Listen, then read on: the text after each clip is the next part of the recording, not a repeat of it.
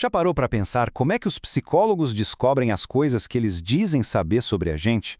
Bom, hoje a gente vai dar uma espiadinha por trás das cortinas da psicologia social. Vamos seguir a jornada que transforma uma simples curiosidade em conhecimento científico de verdade, mostrando os caminhos que os pesquisadores usam para entender a gente. Então, vamos lá. A grande pergunta que guia tudo isso é bem essa.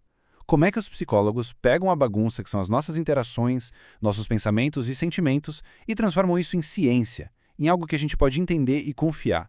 É essa questão que a gente vai tentar desvendar hoje. E para responder, a gente vai seguir um roteiro, uma jornada em 5 etapas. Primeiro, vamos ver os 3 caminhos principais que um pesquisador pode seguir. Depois, qual é o ponto de partida de toda pesquisa. Aí, como se desenha o estudo, como se escolhe as ferramentas certas e, no final, a grande decisão: usar números ou usar narrativas. Vamos começar pelo básico, né? Todo pesquisador tem o que a gente pode chamar de um kit de ferramentas fundamental. São as abordagens principais que eles usam para investigar, basicamente tudo que a gente faz em sociedade. E esse kit de ferramentas se resume a basicamente 3 grandes caminhos, 3 métodos principais. O primeiro é a observação. É literalmente isso: sentar e observar o comportamento acontecendo, na vida real, sem interferir.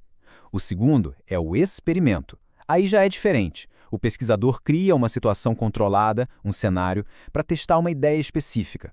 E o terceiro é o levantamento de dados, que é talvez o mais direto de todos. Simplesmente perguntar às pessoas o que elas pensam, sentem ou fazem.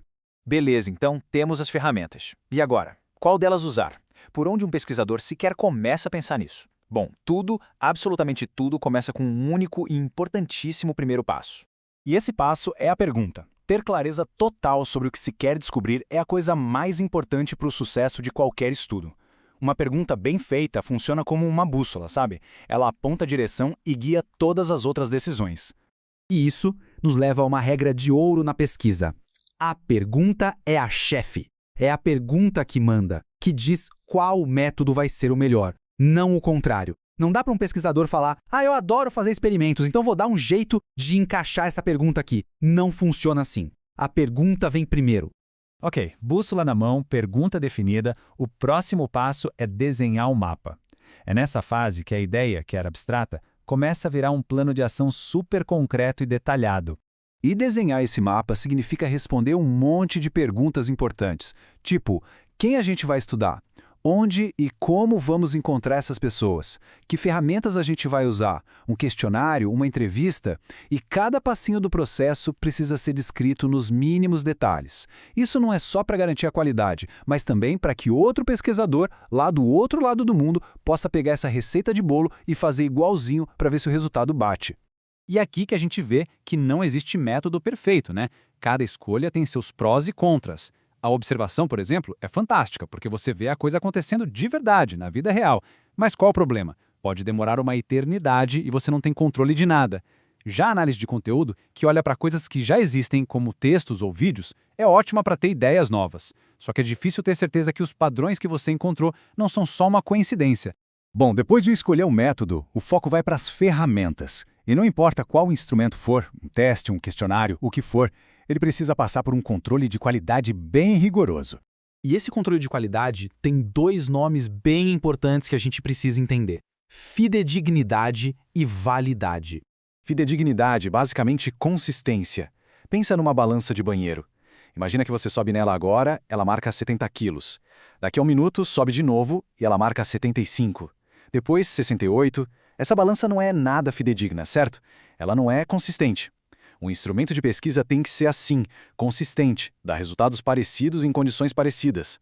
Agora, a validade. Vamos voltar para a nossa balança. Imagina que ela é super consistente. Ela marca 70 quilos toda a santa vez que você sobe. Perfeito, né? Só que seu peso de verdade é 80 quilos. Ou seja, a balança é consistente, mas está errada. Ela não tem validade. Validade é exatamente isso, ter certeza de que o instrumento está medindo o que ele realmente deveria medir.